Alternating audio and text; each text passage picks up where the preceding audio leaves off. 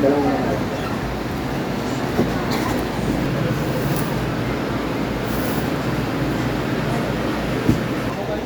ingatan niyo yung susi nyo kasi halimbawa kung mawawala itong dalawa na to 700. Kapag isang set naman kasama to 900. Tapos kung sakaling manghihiram kayo ng ibang susi sa ibang machine, hindi siya gagana. Iba-iba pala.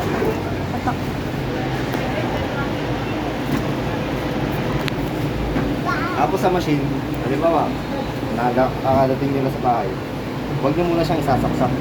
Huwag nyo isasaksak pag walang laman na tubig. Kailangan may laman ng tubig. Sa inyo, sasabak yung diretso dito. Ngayon naman, for testing lang naman to kaya ano, pupunoy lang namin siya ng tubig. Para ma-testing natin kung umiinit.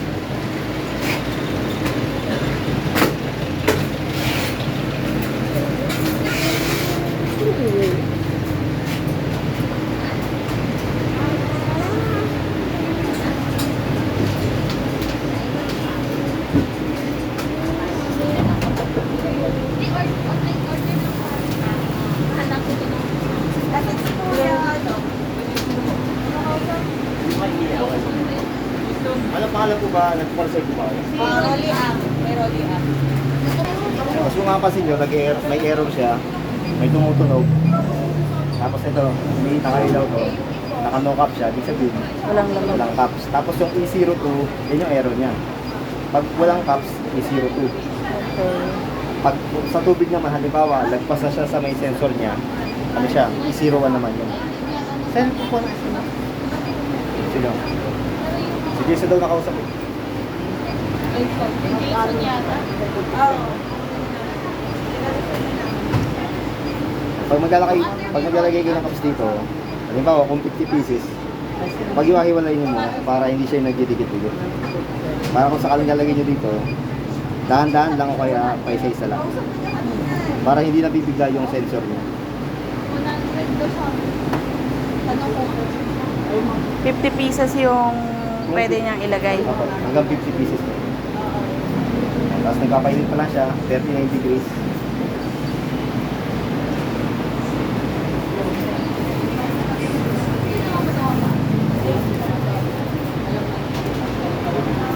Tapos kung magsisetting naman po kayo, una nyo pipindutin itong mode switch. Mode switch. Tapos sa display naman, kailangan naka-SET siya. Pag ito yung nakalagay, pwede nyo na i-setting yan. Sa mode, dito tayo mamimili ng isi-setting natin. Itong dalawang adjustment, down kung magbabawas, up kung magdadagdag. Tapos tatlong button para sa playboard na magtuto. Yan sa mode, unang lalabas dyan, edge 90, ito yung highest temperature. Nasa 90 degrees. Ito pwede nyo pa siyang i-adjust, pwede nyo pang taasan, yun nga lang, mas mainit na siya. Kaya hanggang 90 lang yung ano natin, standard setting.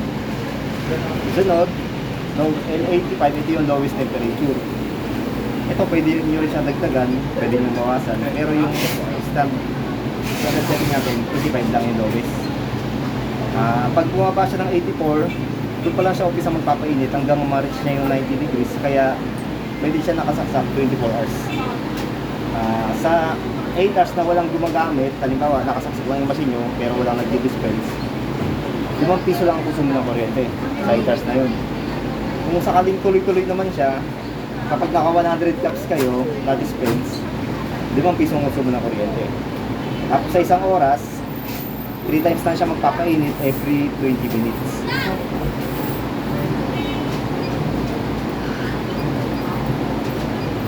So, PRC, ito yung price kada isang dispense. Kailangan sa PRC, ang setting niya lang 0.01.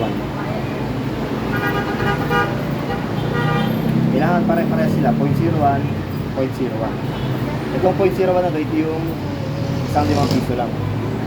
Kapag ginawa nyo siyang 0.02, dalawang hulog na 5 piso, bali 10 pesos. Pero kailangan naka-1 lang siya. Kung gusto nyo naman magpalibre, zero nyo. Yan, libre lang siya. Kailangan naka-1 lang siya. Kailangan para sila 0.01. Yun yung PRC price. Sunod, YAR, ito yung water. kailangan ang setting ng water 6.0. Yung cups kasi po natin 6.5. Yung 6.0 ito yung sa water, yung 0.5 ito yung para sa powder, tapos allowance para hindi siya yung natatapon. Sunod, kailangan 6.0 din.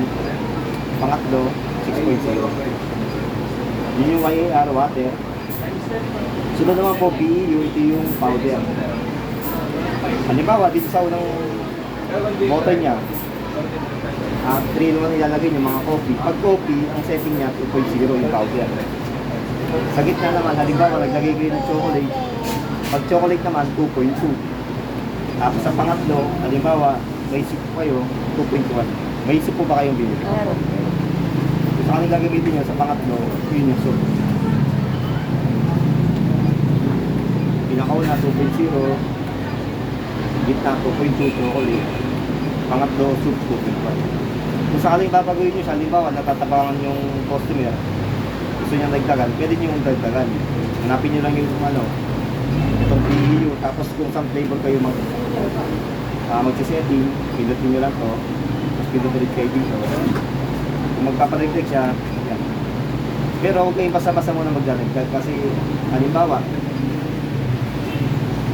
sabi nila matabang pero Tama lang. sa setting tama lang yan nyo. Baka kasi dito nagkakaproblema sa canister nyo. Minsan check nyo muna to. Baka kasi may nakaparang mga powder dito yung mga naninigas, kaya kunti lang nilalabas yung powder. O kaya baka nasa loob yung matigas, kaya yung gear niya hindi masyado nakakaikot, kunti lang nilalabas ng powder. Yung po muna i-check nyo bago kayo magtagtag ng setting sa powder.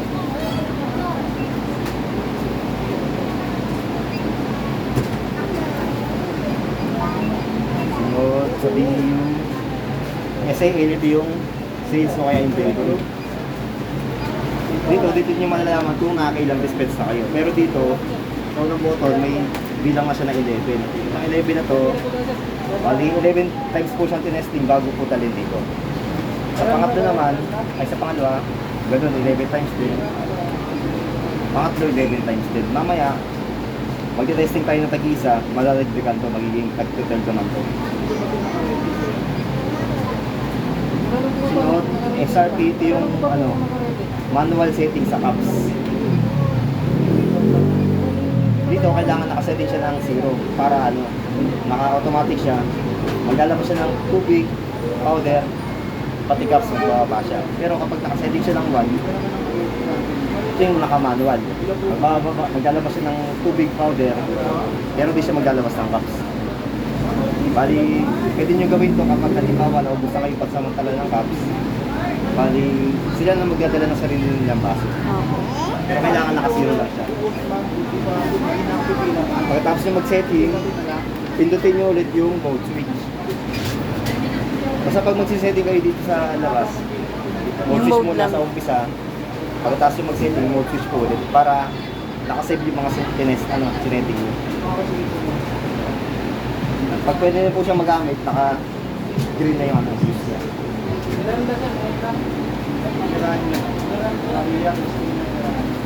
Tapos dito naman po, yan, 50 cups yung laman, kaya nito. Tapos, yung mechanism natin, dito sa sensor niya, may 5 piso nakalagay. Kaya para yan yung... Ayun lang yung tatanggapin niya. Opo, kung anong nakalagay dito, yun lang yung tatanggapin niya. Pwede yung 5 pisong bago. Pwede naman po. Yun nga lang, parehas kayo yung problema dito. Mamaya, tuturo ko po yung Tapos dito, 300 pieces na 5 piso, pero kailangan araw-araw na monitor kung hindi siya napupuno. Kasi kung sakaling mapuno siya, aapaw siya, malalaglag yung iba dito, pwede siya makuha.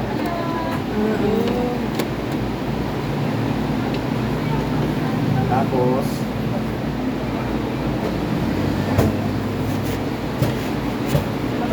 itong karto na to, ano na naman to, pansamantala na to, kapag nasa biyahe lang ilalagay niyo. Pero kung wala naman, tanggalin niyo. Tatanggalin na. Yung sa isang pack, cash na yan dyan, cash dyan. Kahit Ang isang isa pack nito, 500 grams, hanggang dito lang. Pero mas pagkata ilalagay niyo dito, 1 kilo lang. Pwede niyo punuin yun nga lang kasi pag pinuno niyo, yung gear niya minsan, hindi masyado nakakaikot. Kunti lang lalabas na powder. Halimbawa, babaklasin niyo siya. Pero ito po, bago niyo siya lagyan ng powder, hugasan niyo muna. Ito kasi, baka sakaling makalasturan siya.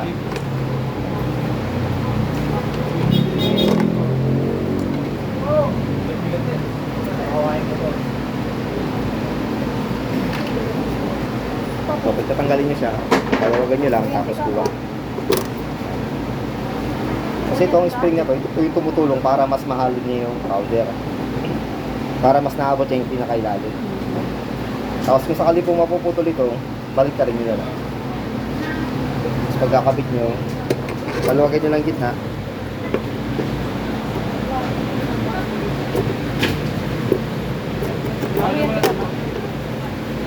Are you sure?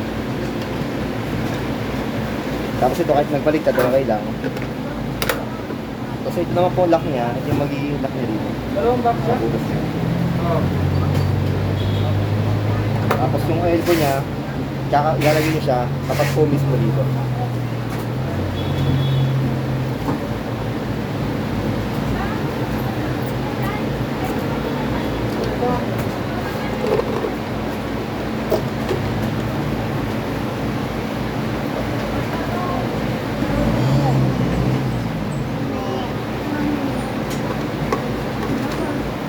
Sa elbow po pala, baka kasi ganito po yung kabit niya. Baka kasi matanggal niyo to. Tapos ang kabit niyo ganito. Ang mangyari sa kanya, lalagpas po siya dito sa yung bulo. Kaya, mas mahaba yung pababa.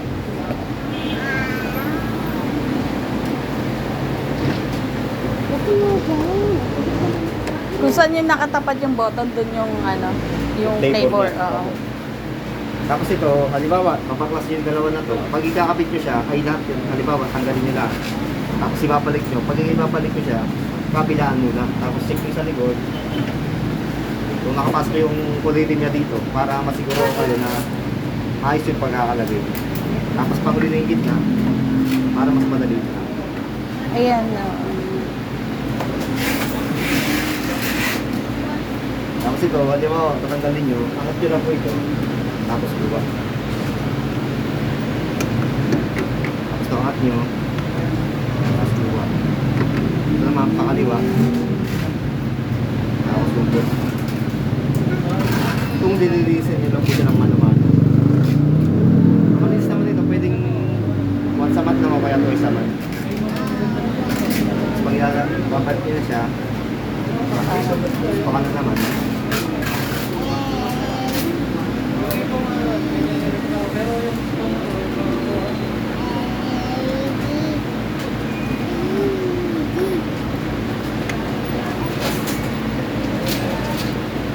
Tapos ngayon, meron tayong full inspection.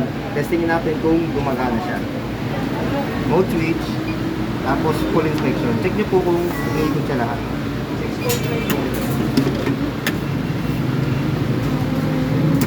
Sa full inspection po, kailangan wala siyang laman na powder. Kasi kung may laman siyang powder, ilalabas siya ng powder, mas sasayang yun. Kung gusto nyo mag full inspection, kailangan wala siyang laman na powder. Kung may laman siyang powder, tatanggalin nyo lahat ng canister. Ang i-check nyo dyan yung kulay itim. Kung may ito. Ang full inspection po, hindi naman siya araw-araw gagawin. Gagawin nyo lang siya kapag may problema na sa machine nyo.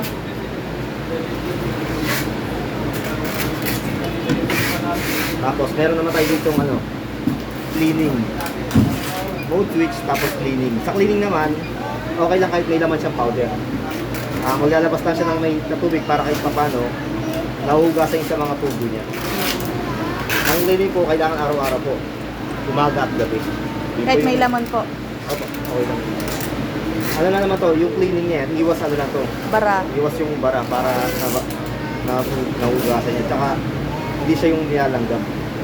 Tapos mode switch ulit. Basta laging mo switch. Wait, sunod mo daw, bento mo sa yung ice cream mo siya. Hindi mo yan soon. Tapos, testing naman po sa cups, mode switch. Tapos cup dispensing testing. Para matry nyo kung maayos na nabagsak.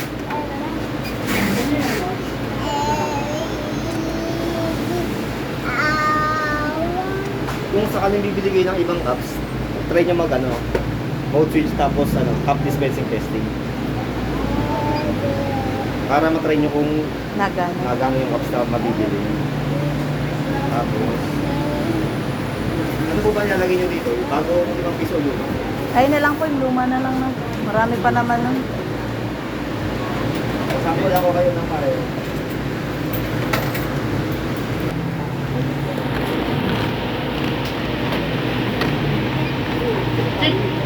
Sa package store.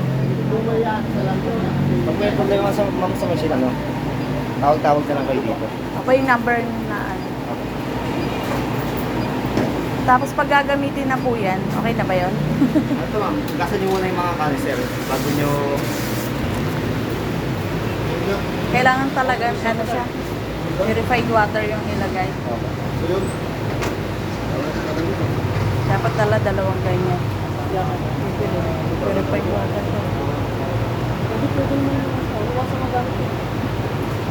May init naman yun.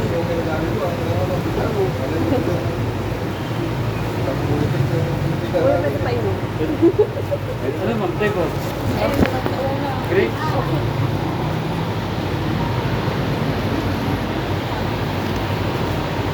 Doon na dito yung manigarma. Kaya ma'am. Thank you po. Kala ko nga may bayad yun. 3 days to ma'am. Pwede siya ma'am, araw-araw yan. Pati yung price. Wala pa lang naluto eh. Hindi malamig eh. Dapat ito? 10 liters din po. Opo. 10 liters ang buwan. Ha? Kalamansi 10 liters. Kaya pa yung pump. Kaya pa yung pump. Ito yung dito naman. Ay, sarap ba naman? Kala namin nga may bayad eh, pinakabukas. Mamaya ma'am, birthday. Ano pa? Kuya, yun lang, pag gagamitin na namin, wala na mode lang, ano Ako, ba? wala na kayong gagamit. Ay, pipindutin mo. Basta Sige pa ma'am. okay, yung naano mo dyan, okay na yun. Naka, Set na siya. Nakaset na po. Kaya kahit lagyan na lang namin ng Kung powder. saan nilalagay niyo ng tubig, wala na kayong isa-setting. Saka kung maglalagay kayo ng cups, wala na rin kayo isa-setting. Opo, ayun Sa na powder, yun. kung maglalagay din kayo, wala rin kayo isa-setting doon. Okay na yun. Opo. Tapos, wala, pwede na kang magbenta, sasaksak na lang namin. Basta tubig muna bago niyo isaksak. Yun na yung pwede na magamit. May warranty yan, kuya? Ano po, 6 months para Okay.